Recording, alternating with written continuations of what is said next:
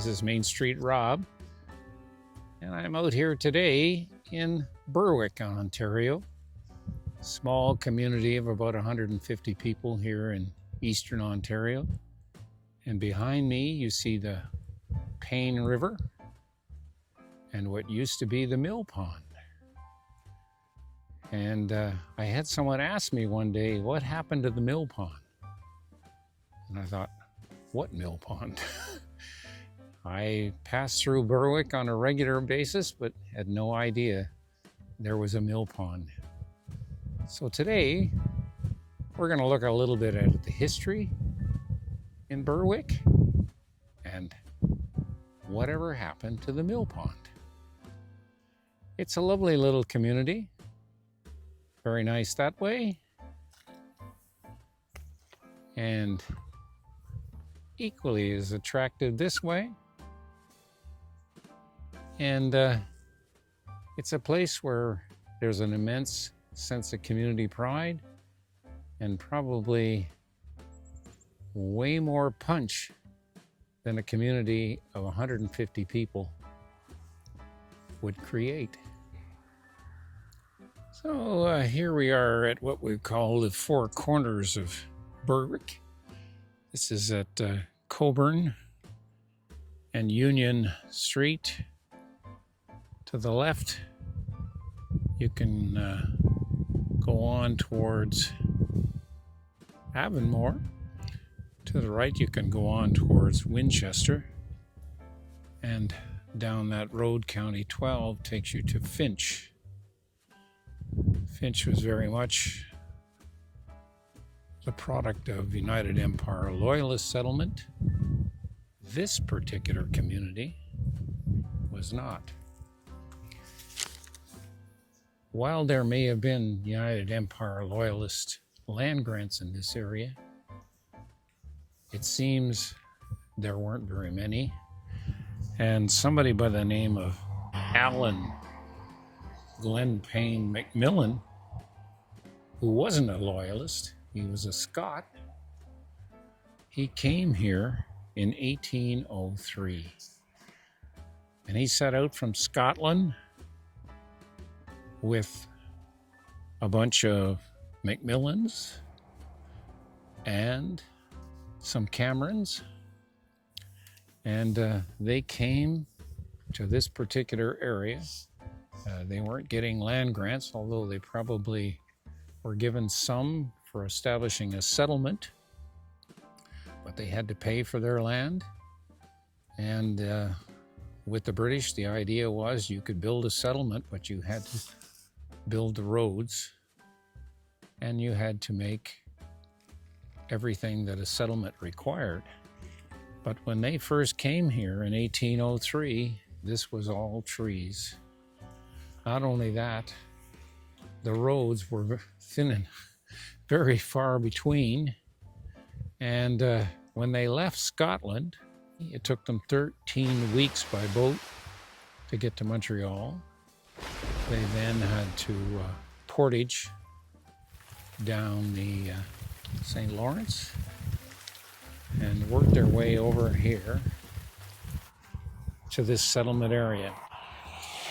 But cleverly, they surveyed it, destined to make a settlement. And that original survey map is still around. It's an excellent one. And of course, these folks settled up on Crown land. They cleared their bush.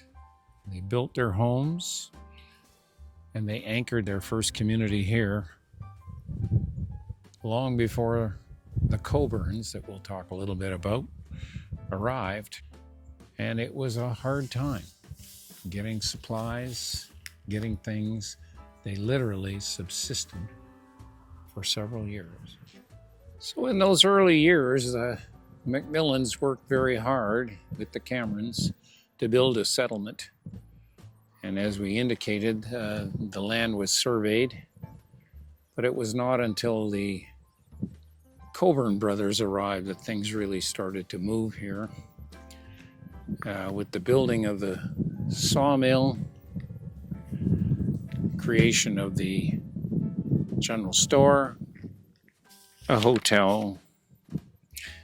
The Cockburns started buying and subdividing those early farm lots. And this is what has created Berwick what it is today. So here we are on Cockburn Street, which is really the main street of Berwick. And in the old days, when the Cockburn Brothers were first here, it was called Cockburn Corners. But they changed the name because those brothers came from Scotland, and in Scotland, their hometown was called Berwick. And behind this dark house here is where I believe the original Cockburn sawmill was. Adam Cockburn built that sawmill, and it was water powered. And behind it, in that area way back there, was the mill pond. And what they used to do, of course, is that sawmill would take the timber, cut it up, get the logs ready and dressed from July until early December. And then they would get them ready for the spring, and they would go down the Payne River, which you can hardly see here behind that yellow garage, when the waters were up, and they would start to take them all the way down to the South Nation River near Chrysler, further down through Castleman, Plantagenet, all the way to the Ottawa River, and even down to Montreal. It was a long way to take that lumber, but there was a big demand for it. The British wanted the wood. They wanted it for their wooden vessels, but they also wanted it for construction. And this sawmill was very active. It unfortunately burned down in 1864, and it wasn't rebuilt. Backs of these homes and these lots, the lots, so lovely and square, you can see them. A vestige of the rectangular lot system that was characteristic of the British and the United Empire Loyalist settlements. So here we are with a little bit of a tributary of the Payne River, and you can see it behind that big sprawling tree there. Birdhouse has seen better days, of course, and it runs along this way down to the main body of the Payne River. But very early in the game, Moses Tobin built a tannery here. He ground hemlock bark into dye and soaked the hides in big wooden vats.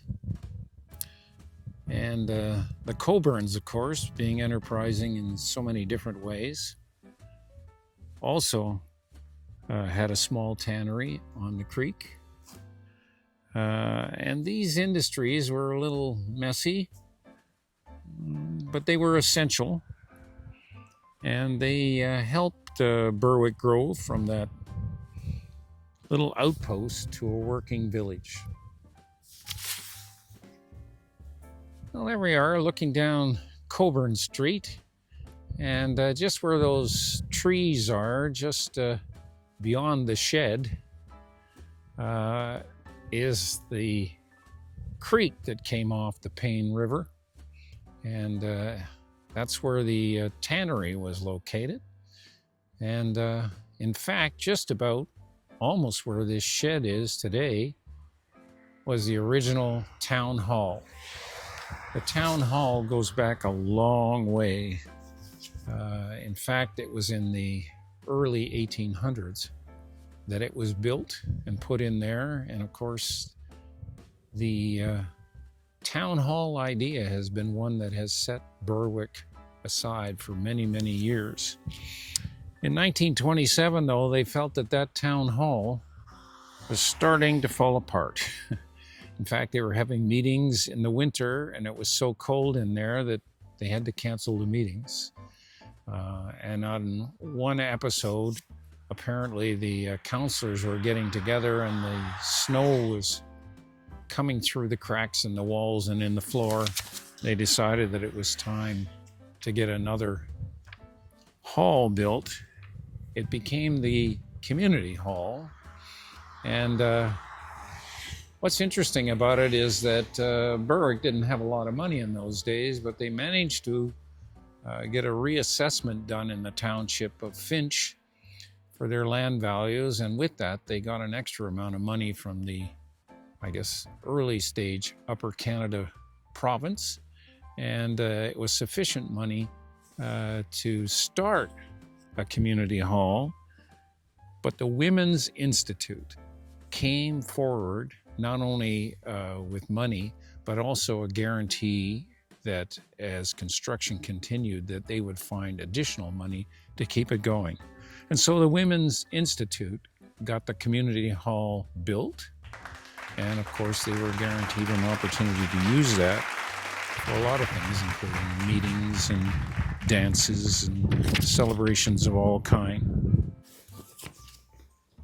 And as we walk down Pearl Street, we see this lovely red brick building. It's now a private residence. Could very well have been the early version of the community hall. Just going to take a look around the front. I suspect it is. Lovely building. You can see the land lots. Looks like they're about 56 feet wide by 112 feet deep, which would be about half a chain by a chain. And here we are at Pearl and Cockburn. And there it is, the community hall. Source of amazing pride. I'm sure the people that live in this building are very proud to be part of it.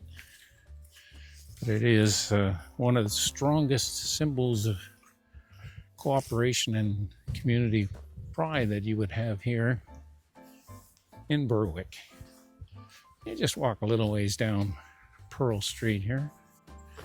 And this house here, of course, is backing onto the creek that once had the tannery. And this particular area was probably full of tradespeople at one time. Not that Berwick was a huge location, but they had blacksmith shops. They had general store, of course. This would have been kind of the commercial heart area of Berwick. And now, today, as you can see, the municipality has a storage shed where they look after all of the machinery and equipment that they have. And back there, you can see the creek. And what you can't see very well, but it actually exists, is the old railway bed, because this is where the railway paralleled this street right here.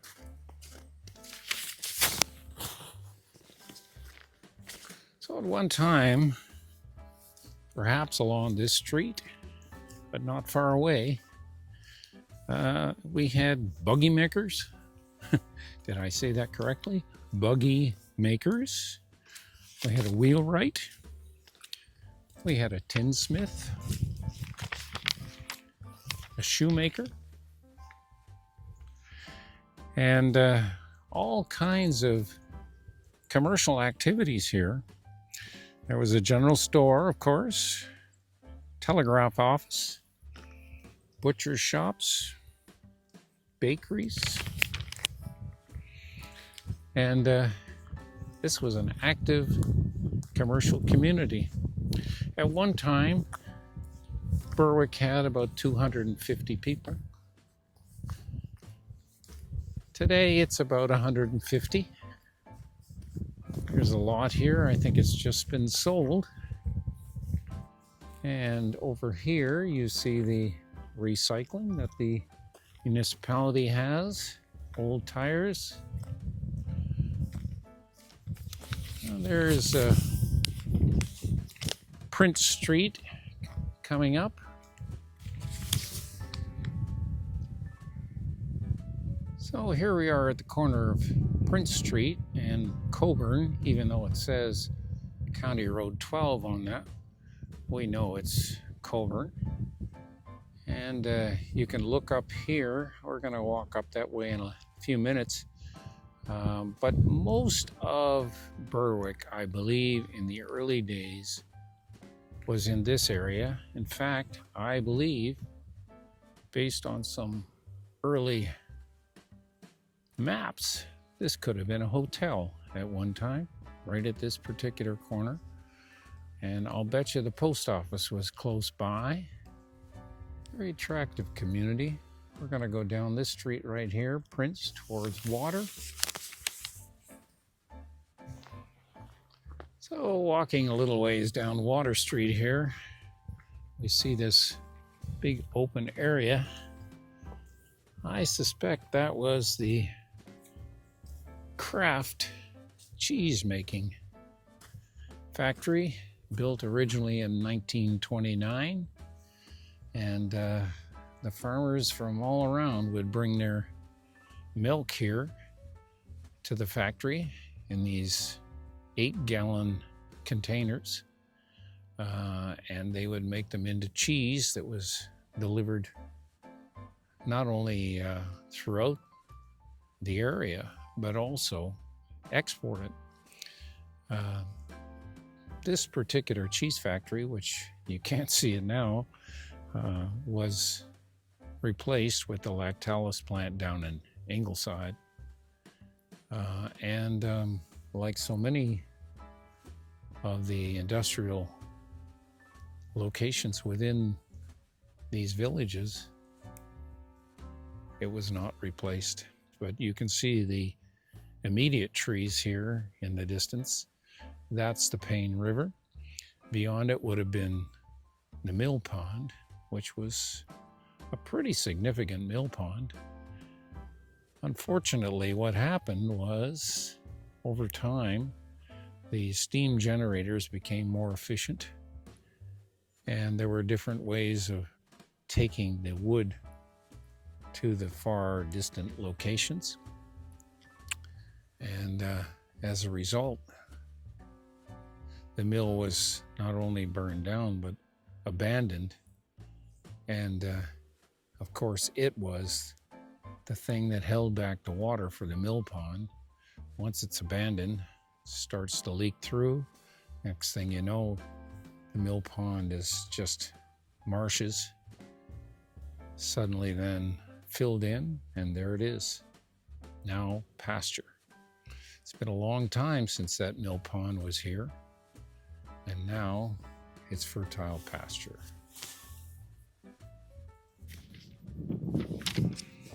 So in 1897, everything changed here in Berwick, because this is when the Ottawa and New York Railway came to town. And what you can see, if you follow those electricity lines, probably is the old rail line. It's hard to see it in the winter, but I suspect it follows these cedars right here. And here is a grain elevator, no longer being used, unfortunately. But that thing would have been used to take local crops put them on the train and deliver them.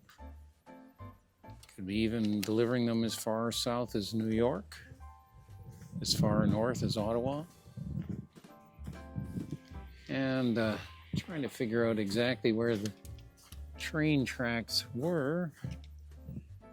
I suspect somewhere over there. More likely here. As I look down, yes, there's a trail. Yeah, that would have been where that train track would have come from, in this case from Chrysler, and in the other direction from south, Finch. And I'm not sure exactly, but there was a station. Maybe that station was over there with some sidings. Maybe it was right here, right next to this grain elevator. But like all villages, when the railway came, it brought tremendous wealth and prosperity to the community. And that was probably one of the high times for Berwick, even though it had quite a small station. Things since then, though, when they took the railway out in 1957, I think long before that, when the adage of trucks and delivery, all kinds of goods by wheeled vehicles replaced the railways, so too did the growth of this community and so many others like it in eastern Ontario. The decline of the railway also meant the decline of so many of these communities. I just take a quick look up here,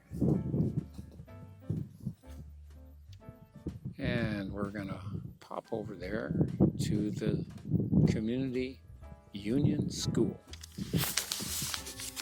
And this is the site of the original Union Street School.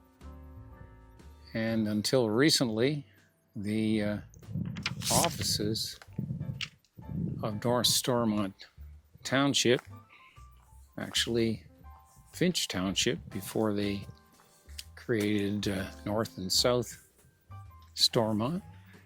There are many people in this community who can probably relate to this particular, I'll call it a schoolhouse.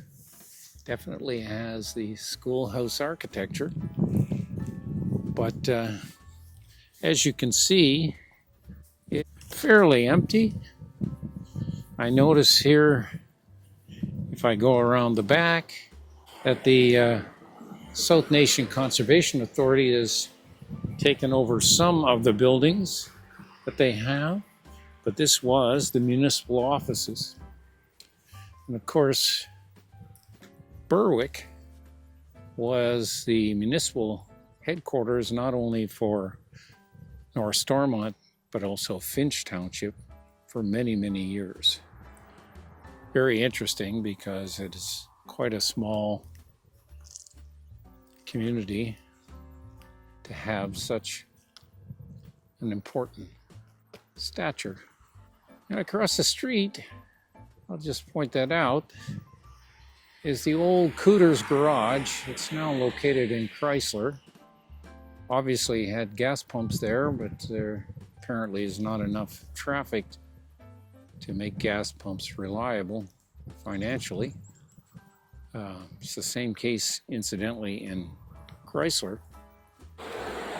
I believe there was a hotel just about where that white building is beyond the Francis sign that you can see in the background. And of course, it's no longer a hotel. We're going to go over and take a look at the cairn.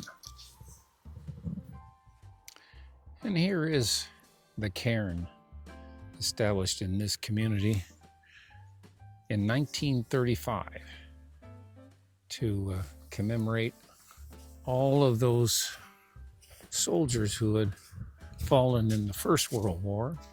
You can see, hopefully I won't get too much of the sun in the way, What you can see is a list of a lot of names.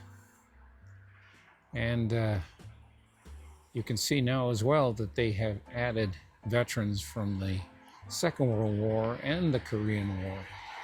And to the right, you'll see St. Paul's United Church, one of the very oldest churches in this community, unfortunately no longer here.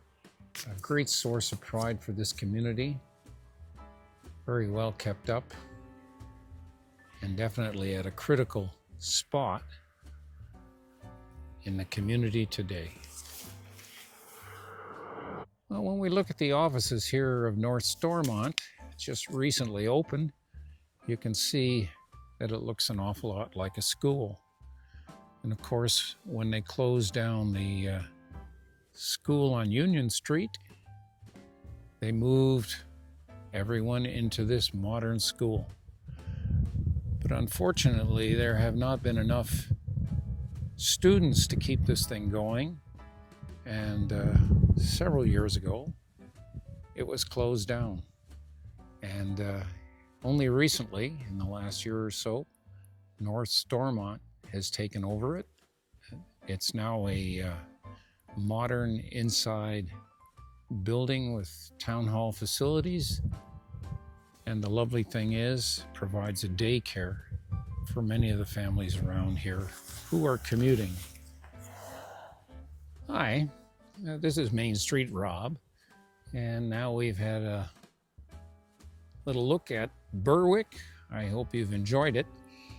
But going through Berwick, what we've realized is that this place packs a little bit more than its weight. You can see it's still now the location for the municipal offices of North Stormont. And at one time, of course, it was the municipal office for Finch Township. And it has lots of history here, one you wouldn't expect. Today, we've looked at some of the land settlement types. We've tried to find some locations that existed here many moons ago. And I'm reminded when I do this of a professor that I had years ago in university. Didn't do well in history, but anyway, what he said is, history is never made up of things that might have been. Well, today we did a few things where there is some recorded history, but in other instances we've had to use our imagination a bit, try to figure out where things are. And I think in Eastern Ontario, more and more when we look at the history, this is what we're going to have to do. I just want to also point out, though, that I think we found out where the mill pond is.